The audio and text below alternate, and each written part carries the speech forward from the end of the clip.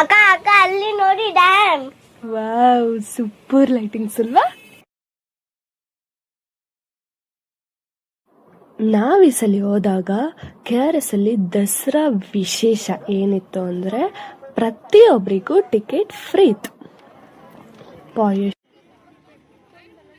ಬರ್ತಾಯ್ತಲ್ಲ, ಇದು last song. First ಇಂದ start ಆಗುತ್ತೆ. ಹೌದಾ?